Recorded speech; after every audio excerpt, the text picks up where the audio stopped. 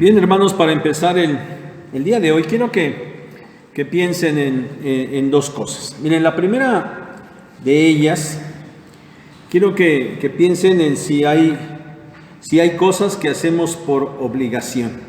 ¿Hay cosas que hacemos por obligación? Yo creo que sí, ¿verdad? Yo creo que sí, hay cosas que hacemos por obligación. Por ejemplo, bueno, ahorita no tenemos a pequeñitos aquí, pero ustedes alguna vez fueron pequeños. ¿A poco iban a la escuela con mucho gusto? Iban a la escuela porque los mandaban, ¿no es cierto? Iban por obligación.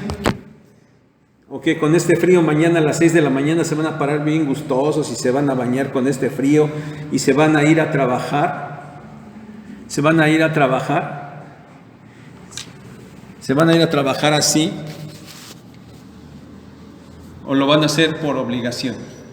Porque tienen que ir, ¿verdad? O que quien es ama de casa se queda y se pone a trapear y agarra el agua a lavar ahorita con el frío que hace y con todo gusto lo hace. Sí hay cosas que hacemos por obligación, ¿verdad? Bueno, algunos dirán que hacen estas cosas por gusto. Bueno, sí, ¿verdad? Sí, hay gente rara, ¿verdad? Que hace esto por gusto, pero normalmente la gente normal, como que estas cosas a veces rayan más en el lado de la obligación. Bueno, la otra cosa que quiero que la que pensemos es si hacemos cosas sin sentido. ¿Hacemos algunas cosas que sean sin sentido?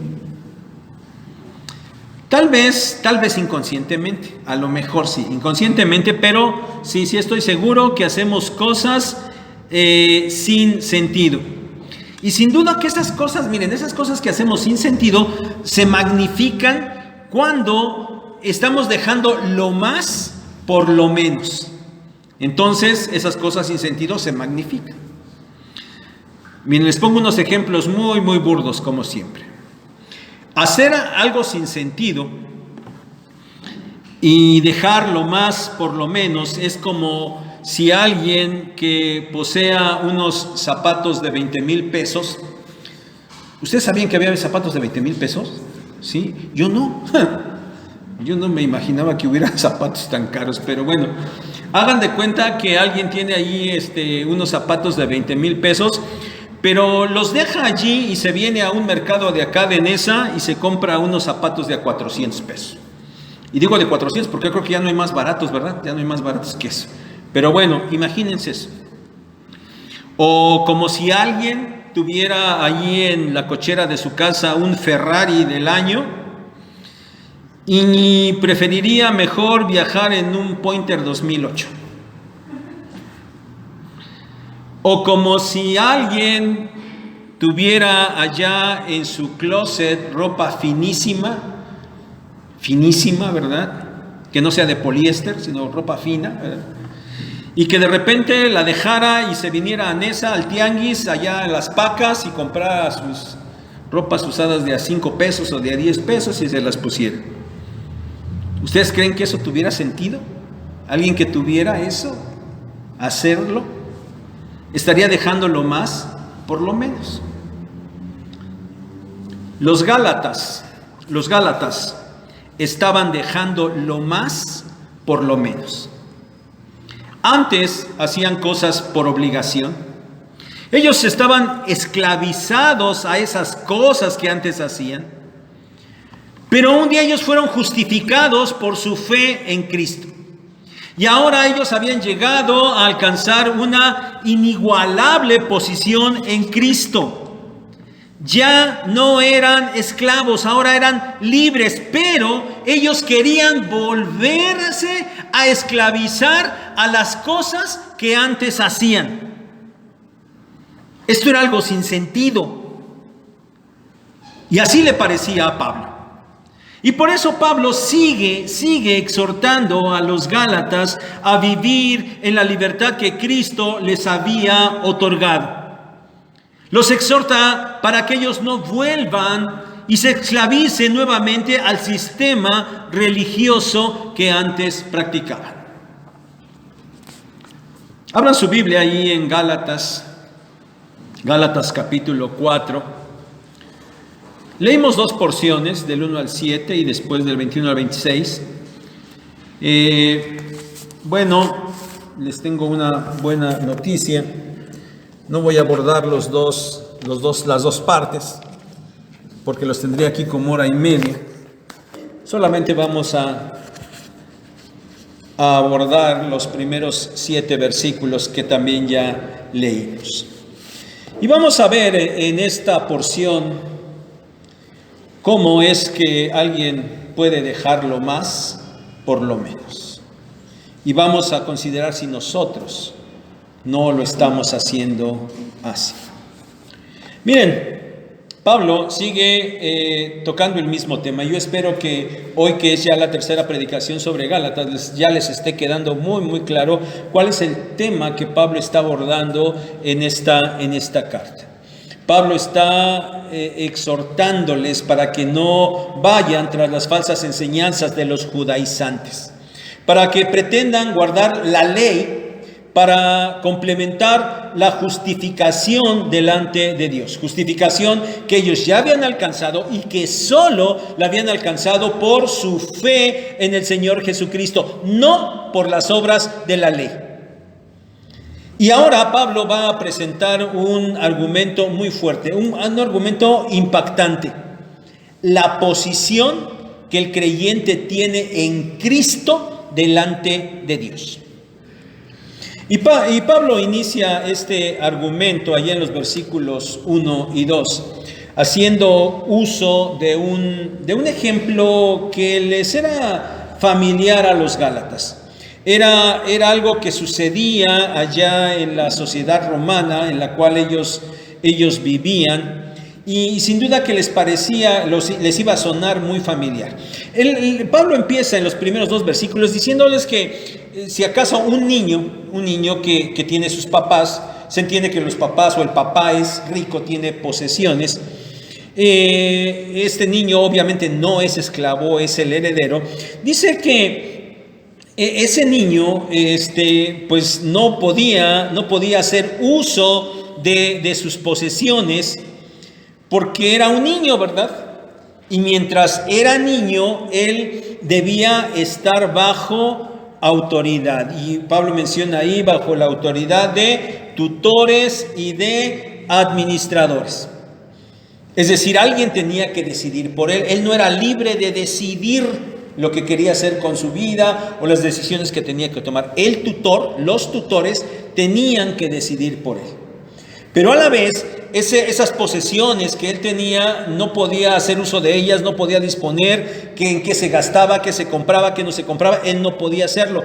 Por eso tenía administradores que decidían por él.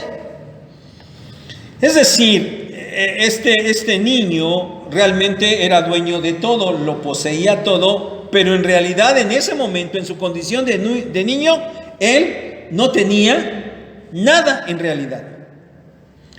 Pero un día podría hacer uso de eso que le pertenecía. Ese día era aquel que su padre había establecido. El padre había dicho: cuando mi hijo cumpla tal edad, cuando llegue a esta situación, cuando haga esto, cuando pase aquello, en ese día, entonces él, ahora sí, asume la responsabilidad de todas las cosas y toma posesión de todos los bienes. También habla de un esclavo. Y bueno, en la sociedad romana, los esclavos, los siervos, eran parte del núcleo familiar. No eran exactamente parte de la familia, pero eran parte del núcleo familiar. Cuando Pablo habla por ahí del hogar, de la familia, en las cartas de Efesios, de Colosenses, cuando habla, ¿se acuerdan?, de los padres, los hijos, y habla de los esclavos. ¿Por qué? Porque eran de alguna manera parte de ese núcleo familiar. Bueno, había amos que eran buenos amos, había otros que eran muy malos, muy malvados, muy crueles. Pero bueno, a final de cuentas, un esclavo servía a su amo, vivía en la casa de su amo, comía del alimento que era de su amo. Es decir, estaba allí y tenía ciertos privilegios. Pero a final de cuentas, el esclavo no era dueño de nada. Por eso dice que el heredero, mientras es niño, es igual que el esclavo. En realidad no tienen nada. Ese es el ejemplo que está poniendo Pablo. Ambos están bajo autoridad, no pueden decidir por sí mismos, están obligados a ciertas cosas y no poseen absolutamente nada. Verso número 3. Dice Pablo, así también nosotros. Es decir, ahora Pablo presenta la aplicación de la enseñanza que él ha ilustrado y se dirige a los creyentes y les dice, incluyéndose a sí mismo, dice, cuando éramos niños, es decir, cuando estábamos en esclavitud.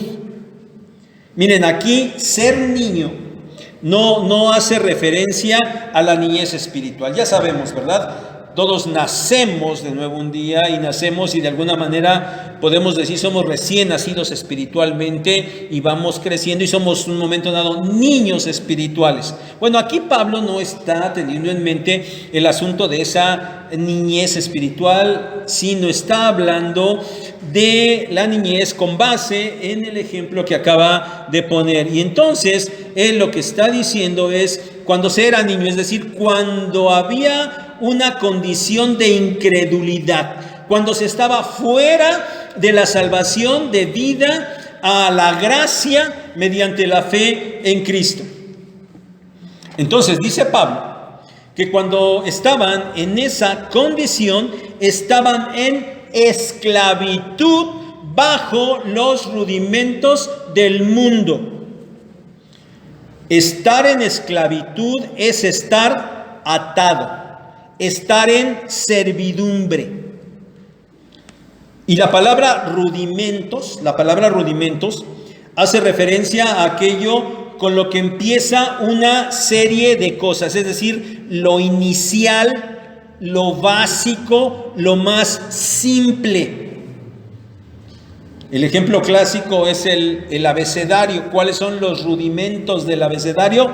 El ABC, ¿verdad? Y hasta a veces cuando hablamos de algún tema se dice el ABC de tal cosa, para entender qué es lo del principio, lo más básico, con lo que inician todas las cosas. Es decir, lo que es lo más simple de todo. Entonces, lo que Pablo está diciendo es que antes de ser salvos por la gracia de Dios en Cristo, los creyentes estaban atados, estaban sujetos, estaban bajo la autoridad, eran esclavos de los principios elementales del mundo, de lo básico, de lo más simple del mundo. Estaban bajo la autoridad de esas cosas.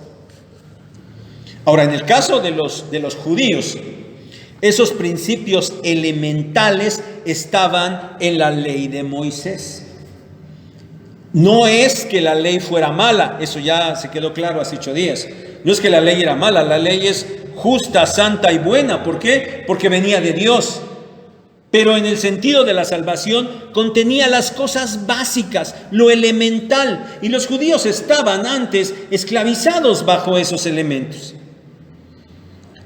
Pero los gálatas no eran judíos.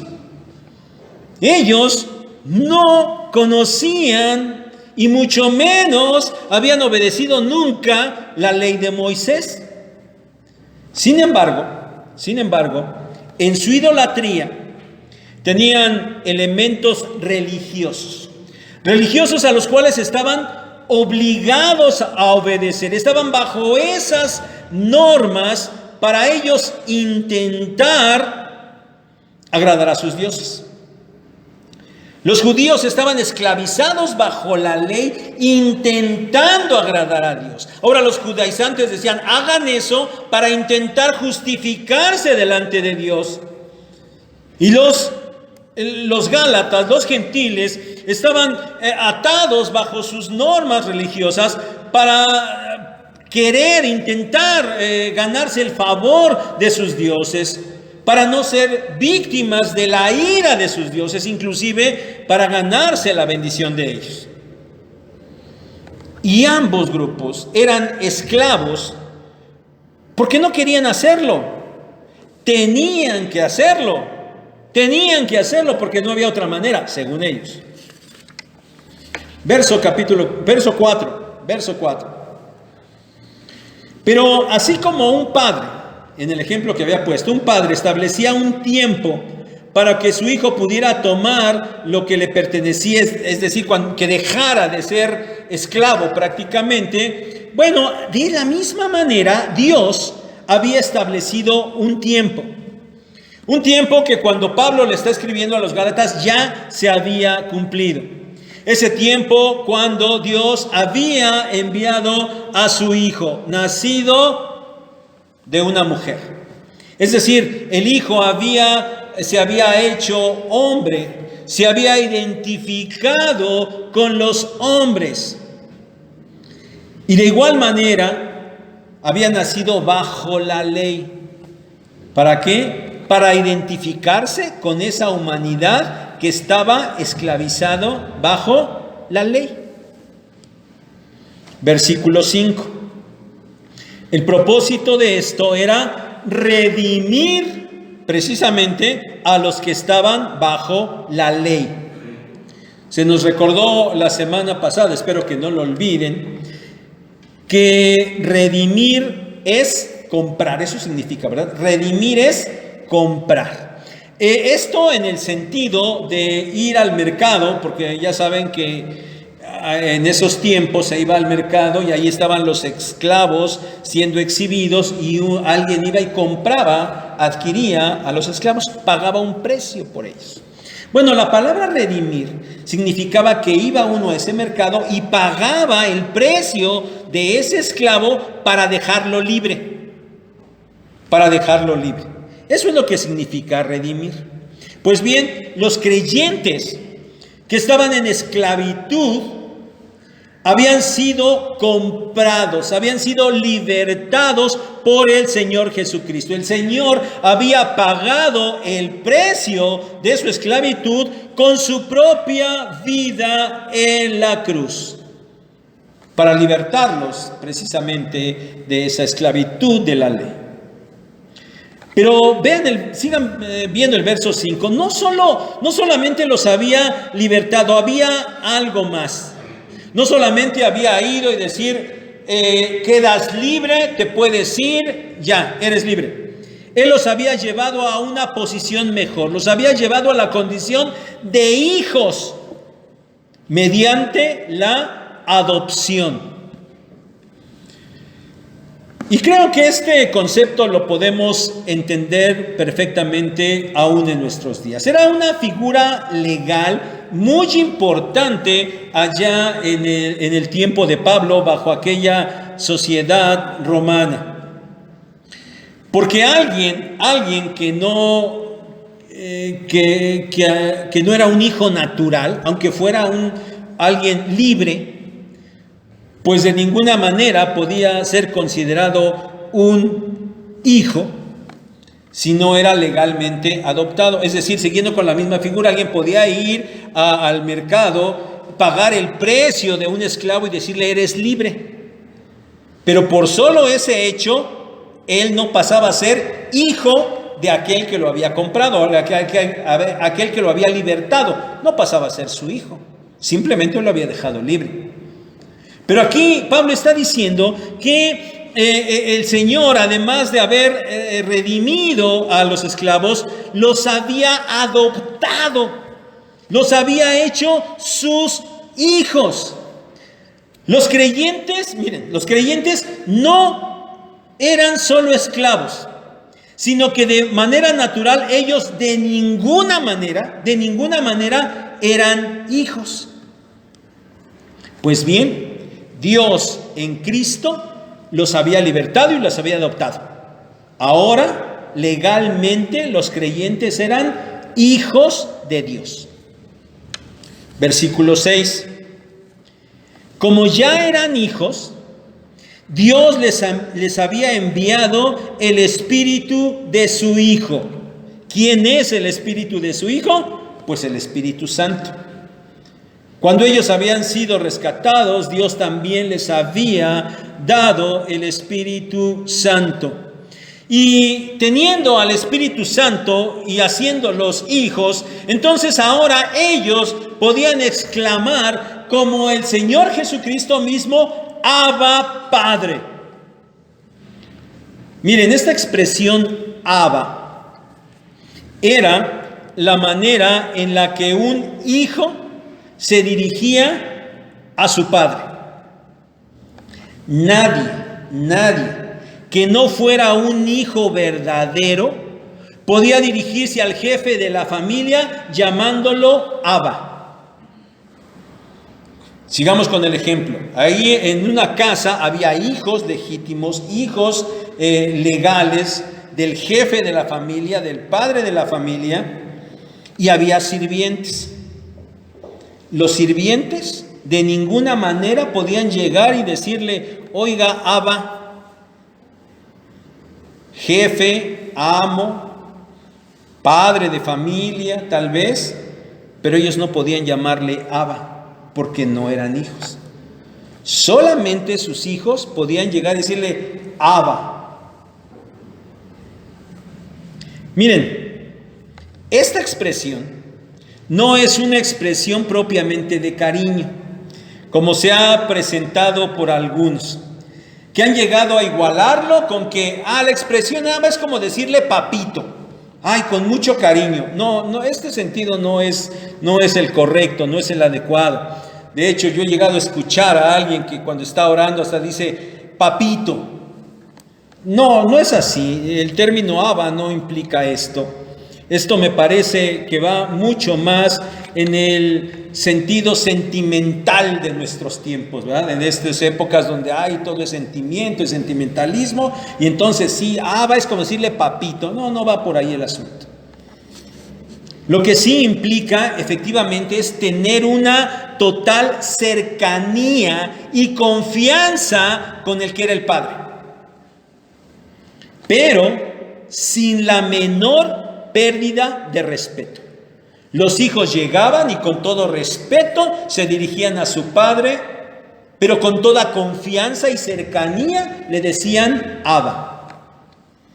Esta era la expresión que el Señor Jesús, cuando estuvo en la tierra, utilizó para dirigirse al Padre Celestial. Porque Él es el único Hijo de Dios, el único Hijo de Dios. Y por lo tanto, solo Él tiene derecho de llamarlo Abba. ¿Se acuerdan cuando el Señor Jesús dijo: voy a mi Padre y a vuestro Padre? O sea, ¿sí es Padre de los creyentes? Sí, pero de esa relación especial y única, solamente Él. Por eso Él solamente puede dirigirse al Padre Celestial como Abba. Pero ahora, en esa posición tan sublime a la que los creyentes habían sido llevados por gracia mediante la fe en Cristo, ahora los creyentes también podían dirigirse al Padre Celestial como Abba. Hermanos, ¿entendemos esta cuestión tan grandiosa? Esta bendición tan grande.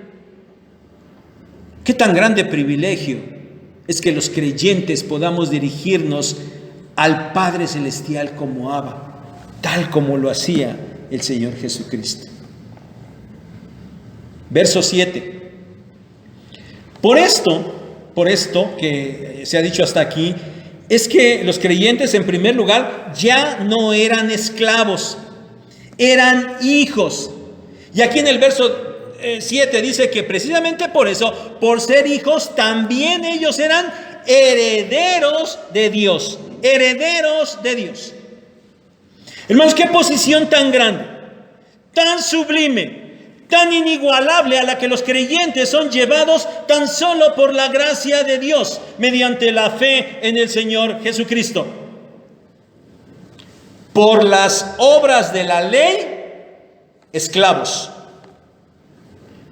Por la gracia y por la fe, libres, hijos y herederos. ¿No les parece grandioso? Pero ahora, una vez que Pablo nuevamente ha argumentado poderosamente acerca de lo que es estar bajo la gracia de Dios, señala lo incongruente que es que aquellos gálatas quisieran estar otra vez bajo los lineamientos de la ley, teniendo tal privilegio, volver a esclavizarse. Versículos 8 al 11. Versículo 8. Pablo está consciente de que los gálatas, como todos los gentiles, no conocían a Dios, no conocían al Dios único y verdadero. Tenían algunos ídolos, o muchos ídolos, a los que llamaban dioses. Pero dice Pablo, esos no eran dioses. Pero tenían esos dioses y los servían. Como ya dijimos, estaban esclavizados a ellos, los servían. Ellos estaban esclavizados a ese sistema religioso en el que habían nacido. Verso 9. Pablo dice que ellos, los gálatas en este caso, pero ellos ya habían conocido a Dios. Y Pablo inmediatamente hace una aclaración muy importante. Bueno, dice, lo que realmente ha sucedido es que ustedes fueron conocidos por Dios.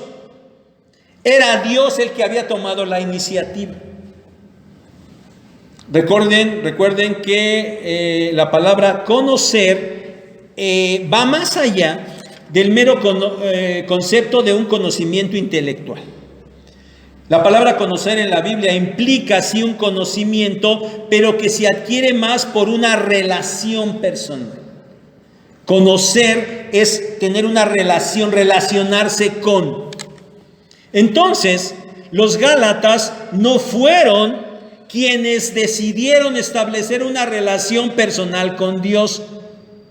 Era Dios quien había iniciado el proceso, realizado todo, y era Él quien había establecido una relación con ellos. Porque ni los gálatas, ni hombre alguno podía de ninguna manera relacionarse personalmente con Dios. El hombre no puede. Por eso la iniciativa siempre es de Dios. Si Él no lo hace, entonces el hombre nunca podría relacionarse con Él. Y hermanos, aquí está uno de los sentidos que se nos explicó la semana pasada, uno de los sentidos de lo que es la religión, espero que se acuerden. Uno de esos sentidos de lo que es la religión es el intento del hombre de alcanzar a Dios. Pero eso es imposible. Porque, repito, es Dios quien toma la iniciativa y busca al hombre, y vino y se hizo hombre para relacionarse con el hombre, aún en su condición pecaminosa. Hermanos, eso es el Evangelio. Eso es el cristianismo. ¿Se acuerdan que se nos dijo? El cristianismo es totalmente diferente de todas las religiones. Porque todas las religiones, la que quieran, implican el hacer algo para relacionarse o buscar o intentar relacionarse con Dios. Pero el Evangelio, el cristianismo, dice que fue Dios quien hizo todo para relacionarse con los hombres. Y ahora Pablo entra y marca el gran contraste. El gran contraste. Los gálatas, que habían sido conocidos por Dios, que ahora estaban en una relación personal con Dios, que habían entrado a la familia de Dios, que habían sido adoptados como hijos, que habían recibido el Espíritu Santo, que tenían el privilegio de llamar Abba al Padre Celestial y que eran herederos de Dios, habían sido hechos libres de toda esclavitud religiosa, ahora resulta que querían regresar a lo mismo. Y por eso Pablo les pregunta cómo era posible que ellos en esa condición tan inmejorable, ellos quisieran volver a esclavizarse a los débiles y pobres rudimentos. Era algo inconcebible, era algo sin sentido. Habían sido libertados de la esclavitud, habían alcanzado una posición inimaginable y ahora querían volverse a su condición anterior, siguiendo los lineamientos del judaísmo, los lineamientos religiosos, los lineamientos rituales de lo que implicaba la ley judía. ¿Qué estaban haciendo? Estaban volviendo atrás. Querían volverse a las cosas que tenían que hacer por obligación. Estaban haciendo algo sin sentido. Estaban dejando lo más por lo menos. Ahora, hermanos, con esta idea que tenemos en este pasaje, en estos versículos, yo quiero que nos centremos en la aplicación que esto tiene para nosotros, en esta exhortación que Pablo da a los Gálatas, y que meditemos en lo que nosotros estamos haciendo. En primer lugar, hermano, ¿estás consciente de la posición que tienes en Cristo? ¿Estás consciente de eso? ¿Estás plenamente consciente de la salvación que te ha sido otorgada tan solo por gracia? ¿Estás consciente de la justificación que tienes delante de Dios tan solo por tu fe en Cristo? ¿Habría algo más valioso que eso? ¿Habría algo más valioso que eso? Hermano, tienes que tomar conciencia. No hay cosa más valiosa que esa salvación. Porque de eso se trata el asunto. Otra vez, volvamos a Marcos. ¿Qué puntualizó el Señor ahí? Lo importante es la salvación del alma. ¿Se acuerdan que Él dijo? ¿De qué sirve que un hombre se gane todo el mundo, pero pierda su alma? ¿De qué sirve? Por eso, lo más importante es la salvación del alma. Y por eso, lo más valioso que tú tienes es la salvación. Pero hermano, tienes que tomar conciencia. Porque no solamente has recibido la salvación en Cristo, sino que has entrado a la familia de Dios. Tú no eras un hijo de Dios. Tú eras un esclavo del pecado. Y el Señor Jesucristo te rescató. Y mediante eso, ahora tú has sido adoptado como hijo. Y ahora tú te puedes dirigir a Dios con toda confianza. Y ahora tú has sido hecho heredero de Dios. Tú tienes una herencia. ¿Lo habías considerado realmente? ¿Lo sabías? Yo sé que lo sabías. Pero de verdad entiendes la magnitud de esa bendición que tú tienes. No hay nada más valioso que tú pudieras tener. Y siendo así, entonces, hermano, no vayas a ser igual que los Gálatas.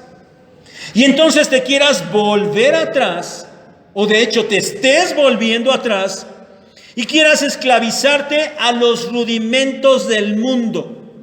No vaya a ser que estés yendo tras las cosas elementales que solo pertenecen al mundo. Que estés haciendo las cosas por obligación. Es decir, que estés dejando lo más por lo menos. Pero probablemente dirás, pues yo ya soy cristiano, en realidad sí, ya soy cristiano, ya creo en Cristo. De hecho, por eso estoy aquí, yo asisto aquí a Sinaí, por eso, ¿no? Entonces, ¿cómo es que yo estoy o yo pudiera estar esclavizándome bajo los rudimentos del mundo? ¿Cómo puede ser eso? Yo espero, hermano, que de veras te estés preguntando esto. Bueno, si no lo estás preguntando, entonces empieza a hacerlo. Claro que deberías preguntarte esto. No somos judíos, ¿verdad? No guardábamos la ley de Moisés, ¿o sí? No éramos como los Gálatas y creíamos en Júpiter y en Marte y en no sé cuántos por ahí, ¿verdad? No éramos de ellos, ¿verdad? Entonces, ¿qué implica los rudimentos del mundo para nosotros hoy en día? Miren, creo que los rudimentos del mundo es ese sistema básico, elemental, simple, bajo el que el mundo se comporta. Y diré que hay una combinación, hay un sentido religioso. Vamos a centrarnos en nuestro ámbito mexicano, en nuestro ámbito del centro de la República, aquí donde nosotros estamos, en donde vivimos. Hay un amplio sentido religioso, ¿verdad? Toda la cultura nuestra, esta es religiosa. Es una cultura religiosa costumbrista. Solo es costumbrista, pero mezclado con un fuerte humanismo, impulsado por este nuevo pensamiento, por la nueva era que ya tiene muchos años en esto, por el posmodernismo, todas esas cosas que ponen en auge el humanismo, y sin entrar en una explicación grande, porque sería una gran explicación, solamente el humanismo es aquello que dice que el hombre, el ser humano, es el centro de todo. El hombre es el centro de todo, y todo lo que se haga, todo lo que se diga, todo tiene que estar encaminado al beneficio del ser humano. Entonces, esta combinación rara, extraña, entre una religiosidad costumbrista y un humanismo, bueno, así es como definiría los rudimentos del mundo en la actualidad. Y la gente lo sigue, la gente vive bajo esos rudimentos. En el lenguaje de la Biblia está esclavizada a esos rudimentos. Quizás no tengan ni conciencia de estas cosas. E inclusive hasta digan que lo hacen voluntariamente. Pero la verdad es que lo hacen porque están esclavizados a esas cosas. La mayoría de nuestros conciudadanos se dicen católicos, ¿verdad? La gran mayoría. Hay unos que no, claro, pero la gran mayoría se van a decir católicos. Y ellos pretenden cumplir con los ritos religiosos. Bautismo, confirmación, primera comunión. Bueno, primero lo tuvieron que hacer obligadamente, ¿no es cierto? Bueno, ni siquiera sabían, es más, muchos de ustedes hicieron esto, ¿verdad? Ni lo sabían, ni les preguntaron, ni nada. Los llevaron a bautizar, a confirmar y a hacer la primera comunión. Y cuando crecen, entonces ahora obligan a sus hijos a hacer lo mismo, ¿no es cierto? Obligan a sus hijos a hacer lo mismo. Díganme si no es cierto, después de que pasa eso de la primera comunión, parece así como que viene una especie así como de rebeldía, ya nadie sigue haciendo lo que debe hacer bajo su concepto religioso, ¿verdad? Porque nadie va y nadie se confiesa, y nadie comulga, y nadie va a misa, y nadie hace penitencia, ya nadie, ¿verdad? Ya nadie. Así parece como que ya dejaron todas esas cosas. Pero la verdad es que cuando llega el momento de la muerte, invariablemente corren a traer al sacerdote, ¿verdad? Por ese asunto de la extrema unción, no vaya a serla. Entonces lo traen. Y después de eso, durante 9 días, a rezar el rosario, ¿verdad? ¿Para qué? Para que el difunto pueda llegar a la presencia de Dios. ¿No es cierto que eso es todo el mundo hace eso? Y todos dirán, tú eres católico, y dicen, bueno, sí soy católico, no soy tan practicante, ¿verdad? Eso también les han dicho. No soy practicante, pero sí soy católico. Y hacen todas estas cosas. Y muchos aceptan y lo hacen, ¿por qué? Es que esa es la religión que me inculcaron mis padres. Ese es el concepto, ¿verdad? Por eso lo hacen. Pero están conscientes que es algo que les inculcaron, que les impusieron, inclusive hasta puede que no están ya ni tan convencidos de esas cosas, pero lo siguen haciendo, ¿no es cierto? Lo siguen haciendo. Lo hacen por costumbre o a veces por presión familiar. Se ven obligados. Porque cuando nace el niño, ahí está, ¿verdad? Los papás, los abuelos, los tíos. ¿Y cuándo vas a bautizar a ese niño? ¿Y cuándo lo vas a bautizar? Y bueno, aunque no estén de acuerdo, ahí van y lo bautizan. Lo hacen obligadamente. Entonces, ¿qué significa eso? Están esclavizados a los rudimentos del mundo, ¿no es cierto? Están esclavizados. Pero eso sí, después que han cumplido con Dios,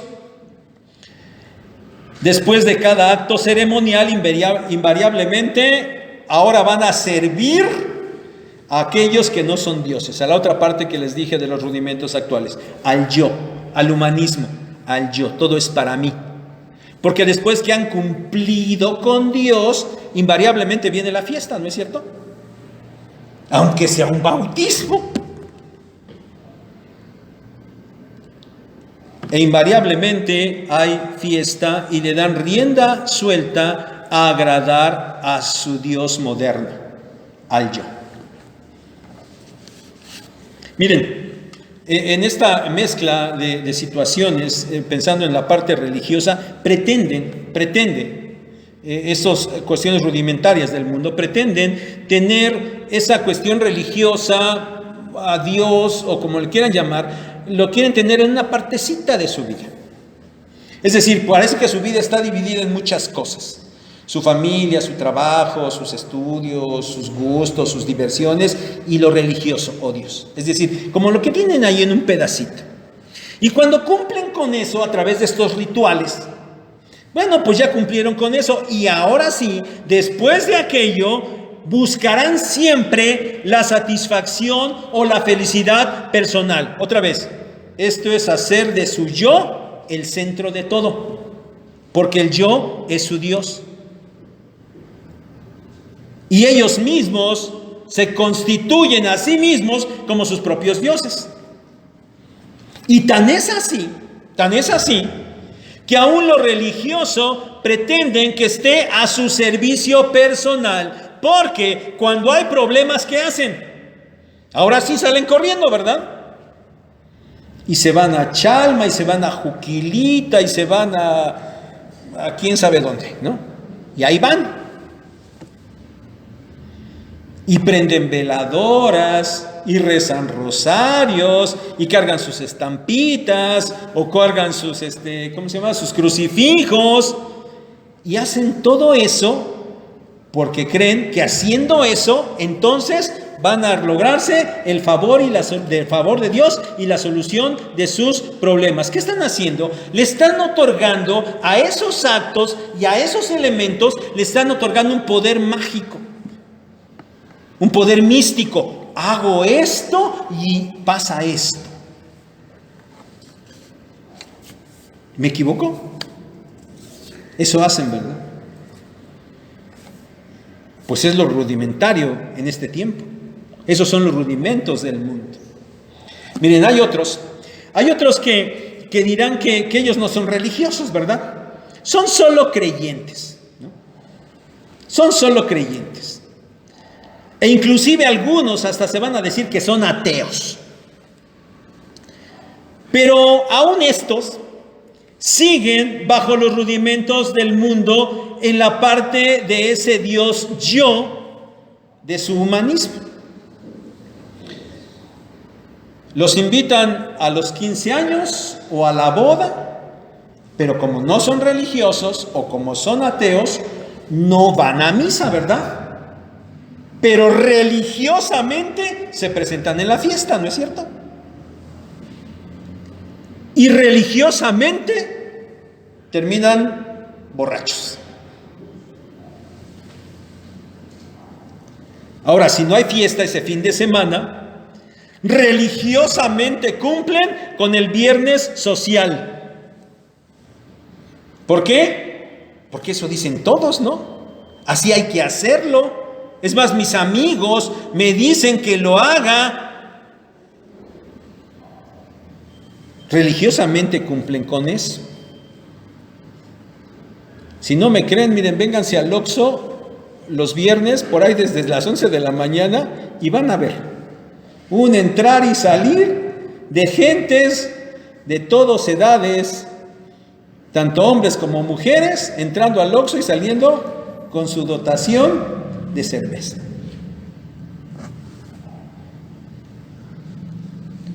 Y hay muchas cosas semejantes que ustedes perfectamente conocen. Y todo tiene que ver con la satisfacción personal. Y algunos hasta dicen, o seguramente todos dirán, que lo hacen por gusto.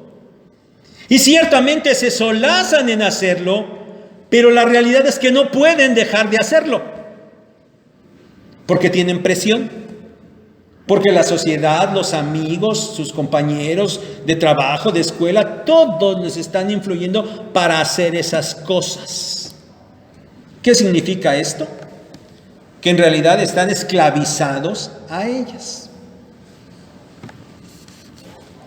Pero miren, aún hay un tercer grupo. Esos que dirán que nada de esto han hecho. Aquellos que dirán que desde pequeños, por la gracia de Dios, dado que sus padres eran cristianos, fueron traídos a la iglesia, sea a esta o a otra iglesia cristiana. Y decir, no, yo nunca participé de nada de eso. Pero saben, quienes están en este grupo también pueden caer bajo esas cuestiones rudimentarias. ¿Por qué? Porque hay quien ha estado en una iglesia cristiana desde su infancia y en su momento nació de nuevo y en su momento por fe fue salvo, pero aún así puede correr ese peligro de estar dándole a las cosas un sentido incorrecto y de estar esclavizado a esas cosas. Porque vienen al culto, pues porque hay que venir al culto el domingo, ¿verdad? No hay otro. Porque si no, ahí me están muele y muele, que por qué no vengo, y me están preguntando y me están diciendo, y a lo mejor la familia o los papás, y todavía no se es casado, etcétera, ahí me están, bueno, ya, voy. Pero eso sí, ¿verdad? También cuando hay problemas entre los cristianos, ¿qué hacen? Ay, hermano, ahora sí ya no voy a faltar, ahora sí ya, anóteme al culto porque ahora sí ya voy a ir. Ahora sí ya, anóteme a la clase, ya no voy a faltar, ya voy a empezar con mis clases. Ahora sí ya, hermano, ahora sí ya voy a empezar a leer mi Biblia todos los días. Ahora sí ya voy a empezar a orar. Ahora sí ya voy a empezar a hacer mi devocional. Cuando hay problemas, ahora sí ya, ¿verdad? ¿Por qué? Pues porque necesito que Dios me ayude, porque ahora estoy en una situación bien difícil, bien complicada, tengo problemas, ahora sí ya. ¿Qué no es lo mismo que acabo de decir con los católicos? No le están dando a esas cosas un sentido místico, mágico, no lo están haciendo fetichismo estas cosas. Quien hace esto, tristemente, también todavía cree que Dios es una partecita de su vida y que el trabajo, la familia y todo lo demás es otra cosa, donde Dios no tiene que ver. Pero es así, cuando necesito en estas cosas que Dios me ayude, entonces sí voy y lo busco. Hay quien hace estas cosas, ¿verdad? ¿No es exactamente lo mismo? La diferencia no está en de dónde vengas, sino qué es lo que estás haciendo. Y aún quien no ha estado en aquellas situaciones que mencionamos primero, pueden estar cayendo de esta manera en estar esclavizándose bajo los rudimentos del mundo, porque eso es lo que hace el mundo en general. Y a veces, los de este grupo, como no han experimentado esas cosas, pues la verdad es que quieren experimentarlas y las hacen. Y pretenden justificarse diciendo, pero no tiene nada de malo. A ver, ¿qué de malo tiene? Yo lo hago y eso no me afecta en mi fe. Se creen muy fuertes y firmes y espirituales. Si lo fueran, no lo hicieran, esa es la realidad. Pero es la justificación que se pretende presentar. Hermano, ¿a qué grupo perteneces? ¿Por qué haces lo que tú haces? ¿Por costumbre? ¿Por presión? Si tú haces por estas cosas lo que estás haciendo, entonces tú estás esclavizado a los rudimentos del mundo, aunque seas cristiano. Pero hermano, tú ya eres libre. Tú ya eres libre en Cristo. Tú ya no estás obligado a hacer las cosas, ni para agradar a los hombres, ni para agradarte a ti mismo, ni para pretender justificarte delante de Dios. No, tú ya no estás obligado a esto.